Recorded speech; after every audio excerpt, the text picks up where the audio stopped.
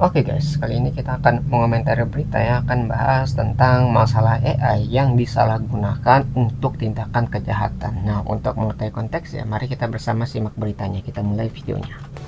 Pemirsa, Anda kembali di Newsline, kita akan masuk ke informasi terkait dengan Barreskrim Polri merespons fenomena manipulasi foto pribadi tanpa persetujuan pemilik betul untuk ya. konten asusila di media sosial X menggunakan fitur Grok AI. Untuk informasi selengkapnya, tunggu apa lagi bersama Kata Oma. Telur gabus kata Oma, baru jagung bakar mentega. Jagung bakarnya nendang, menteganya meleleh di mulut. Rasakan kasih sayang Oma di kerenyahannya. Langkah-langkah yang dilakukan adalah berkoordinasi dengan Pemirsa, Direktur Tindak Pidana Siber Barreskrim Polri, Brigjen Himawan Bayu Aji menegaskan, aksi pengeditan foto itu merupakan bentuk pidana berupa deepfake. Ia menyebut fenomena tersebut sedang diselidiki penyidik dan Himawan juga memastikan kasus ini bisa diproses pidana. Jadi apalagi yang deepfake itu bisa menimbulkan fitnah. Jadi orang itu tidak melakukannya tapi diedit ya. Gara-gara dengan AI ini ya diedit sedemikian rupa. Misal foto ataupun videonya itu seolah dia melakukannya padahal tidak ya. Jadinya fitnah gitu. Itu yang berbahaya dari teknologi ya, yang mungkin dulu ngeditnya lama ya, tapi sekarang dengan Grok atau dengan AI ini itu bisa mempercepat prosesnya gitu, sehingga banyak orang tuh bisa melakukan hal yang berbahaya seperti ini ya. Ada manipulasi data elektronik, foto orang lain tanpa persetujuan pemilik. Sebelumnya, Kementerian Komunikasi dan Digital atau Komdigi memastikan Grok AI dan X akan dikenakan sanksi administratif hingga pemutusan akses jika tidak patuh dan kooperatif terhadap aturan yang ada di Indonesia. Ancaman sanksi tersebut disesuaikan terkait dugaan penyalahgunaan fitur kecerdasan buatan Grok AI pada platform media sosial X yang dimanfaatkan untuk memproduksi dan menyebarkan konten asusila. Di antaranya manipulasi foto pribadi tanpa persetujuan pemilik, dan sejak berlakunya Undang-Undang Nomor 1 Tahun 2023 tentang Kitab Undang-Undang Hukum Pidana atau KUHP pada 2 Januari 2026, konten pornografi diatur dalam pasal 172 dan pasal 407.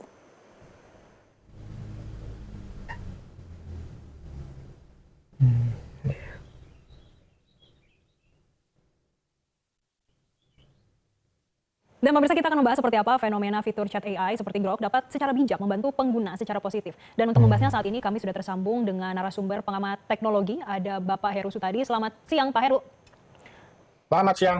Pak Heru, kalau kita lihat di pengantar tadi Barreskrim Polri akan melakukan penyelidikan. Komdigi juga berpotensi akan memberikan sanksi terhadap Grok. Memungkinkan nggak sih Pak, terutama untuk memberikan sanksi terhadap Grok? Ya memang ini fenomena yang baru gitu ya, karena betapapun AI ini menjadi wilayah yang sampai saat ini memang perlu diatur secara lebih jelas gitu ya. Memang kalau kita saat ini memiliki Undang-Undang Informasi dan Transaksi Elektronik di mana pasal 27 ayat 1 itu kan ada larangan gitu ya untuk mendistribusikan, menyebarluaskan atau membuat dapat diaksesnya, termasuk salah satunya konten yang melanggar kesusilaan. Dalam hal ini pornografi gitu ya. Sehingga kalau misalnya kita nyebar foto pornografi bisa dikenakan pasal tersebut. Jadi kalau dalam kasus penyebaran misalnya foto-foto yang dimodifikasi dengan Grok, tentu akan dikenakan pasal yang terkait dengan penyebarluasan gitu ya. Sementara kalau kita lihat tentu ini jadi perdebatan juga nanti. Ketika misalnya ini yang menyebarluaskan itu siapa? Apakah Grok? Apakah orang? Karena betapapun si Grok itu kan tidak menyediakan foto gitu ya. Foto itu kan dari pengguna, generatif oleh pengguna dengan prompt tertentu gitu ya. Sehingga memang ini tentu menjadi hal yang menarik untuk bagaimana nanti kita menghadapi kasus terkait dengan penyalahgunaan AI. Karena betapapun juga Grok itu misal kemarin saya juga coba buat gitu ya. Saya seolah-olah main di film Avatar, saya menjadi bagian dari pemain Avatar, itu bisa dilakukan. Jadi memang ya si Grok juga bisa beralasan, oh kalau misalnya Anda menggunakan prompt yang positif, hasilnya kan juga positif nggak negatif gitu ya. Tapi memang juga saya sudah mencoba beberapa hari ini juga, ya kita lihat sudah ada perubahan juga dilakukan oleh Grok, di mana ada konten-konten yang mungkin Jadi kalau misalnya Grok AI ini ya, jadi emang kecerdasan buatannya itu bisa berdampak positif ataupun negatif ya, tergantung orang yang menggunakannya. Jadi kayak kita sebut tuh Grok ini sebagai alat gitu. Kalau misalnya alat yang digunakan oleh orang yang positif, maka hasilnya jadi positif. Tapi kalau misalnya digunakan oleh orang yang negatif, ya bisa untuk berbuat kejahatan juga gitu ya. Jadi alat ini itu netral, yang menggunakannya itu yang akan mengubah apakah menjadi positif ataupun menjadi negatif. yangi foto orang atau juga membuat foto orang itu dengan busana minim ini juga mulai dimoderasi gitu, walaupun memang ada prompt tertentu yang juga masih bisa dijalankan gitu ya. Oke, nah kemudian Mas Heru, ini bagaimana pengawasannya ya? Karena kan namanya user ini kan banyak sekali yang menggunakan Grok di X, di media sosial lainnya. Nah, bagaimana cara mengawasinya dan nantinya bagaimana cara memberikan hukumannya kepada user-user yang menyalahgunakan ini? Ya memang menjadi PR kita semua gitu ya. Ini kan bahwa pemanfaatan AI sebagai sebuah teknologi tentu kan juga akan memiliki dampak yang positif kalau kita menggunakannya secara positif. Tapi kalau kita prompt-nya itu negatif, akan juga digunakan atau menghasilkan produk-produk yang negatif tentunya. Jadi memang ya kita perlu kesadaran kita semua untuk bagaimana mendorong agar masyarakat ini menggunakan prompt-prompt yang positif. Saya lihat juga misalnya saat ini juga banyak, sebenarnya tidak hanya Grok gitu ya, banyak juga aplikasi-aplikasi yang juga bisa melakukan hal yang serupa gitu ya. Bahkan juga hal-hal yang cukup aneh lah gitu.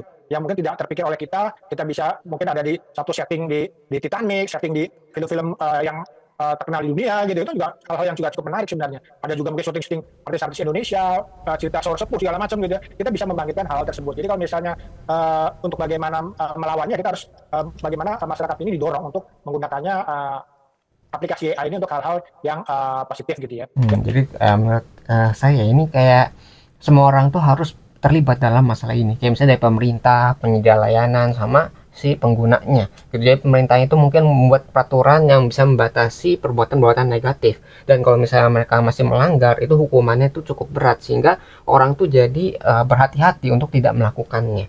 Jadi jangan sampai melanggar peraturan gitu ya. Dari pemerintah itu membuat kebijakan.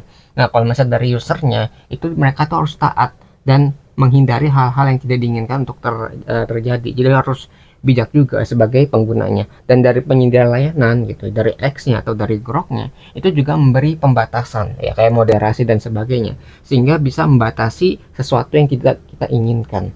Ya, jadi AI ini benar-benar bisa berdampak positif, tapi kalau misalnya kita tidak membatasinya, itu dampak negatifnya juga ada.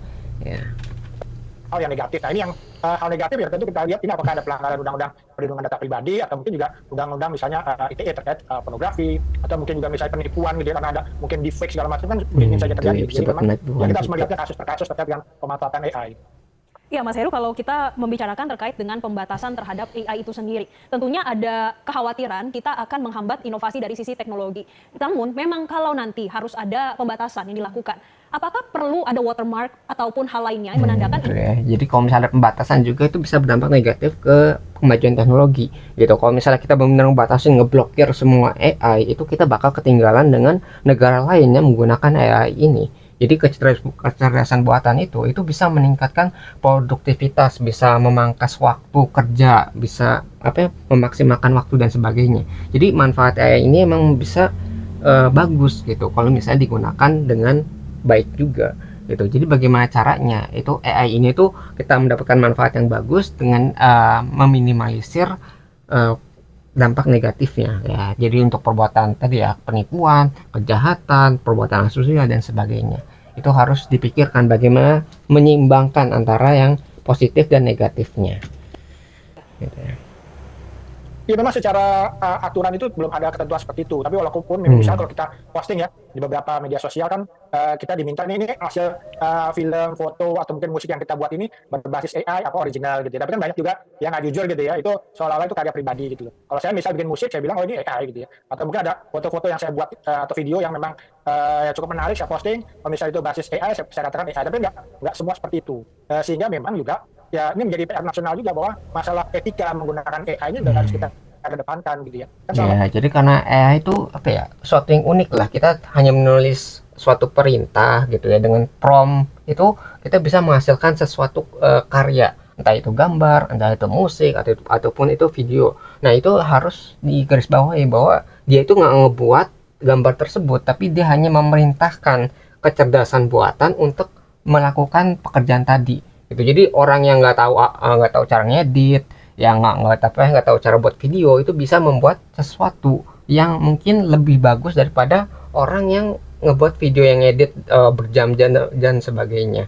Inilah yang harus kita garis bawahi bahwa orang-orang tadi itu harus menilai gitu, apakah ini pantas atau tidak gitu kan, disebutnya etikanya gitu. Jadi bayanginnya kayak kita tuh ada orang ya mungkin udah belajar puluhan tahun lah, itu ya udah ahli, tapi bisa dikalahkan dengan AI ini gitu. Jadi bagaimana caranya menyimbangkan tuh orang-orang yang khususnya tadi yang di bagian karya gitu dengan orang yang menghasilkan dari karya tersebut, bisa aja digantikan gitu gara-gara AI ini emang benar canggih gitu, bisa menggantikan sesuatu yang awalnya berat sekarang menjadi ringan gitu pekerjaannya. AI itu kan waktu itu jangan dengan AI seperti gimmick gitu ya. Waktu itu harus pakai AI, belajar coding segala macam gitu. Nah, sementara masalah-masalah etika yang seperti ini kita lupakan gitu. Karena betapapun kalau tadi misalnya AI bisa membantu kok mempercepat mungkin penulisan skripsi, penulisan tesis segala macam gitu ya. Tapi kan juga kita juga harusnya juga ada etikanya nih. Seberapa besar nih kita yang berbasis AI, seberapa besar yang memang harus penelitian yang gitu ya. Kemudian bagaimana dia publik ini harus sendiri untuk kita gantung prompt Jadi kalau pro negatif, ya sih negatif juga. Iya, Mas Heru apakah masih tersambung dengan kami? Hal-hal yang lebih positif lebih dikedepankan. Oke, baik. Mas Heru masih tersambung dengan kami ya? Tadi agak terputus komunikasinya soalnya. Ya. Oke. Nah, Mas Heru kalau kita melihat dari fenomena grok AI tadi ya, karena kan untuk saat ini sejauh ini hukumannya memang pidananya pornografi dan juga mungkin penyebaran di UU ITE begitu. Nah, apakah sudah harus perlu adanya hukum lain, hukum yang dibikin baru untuk khusus untuk AI spesifik?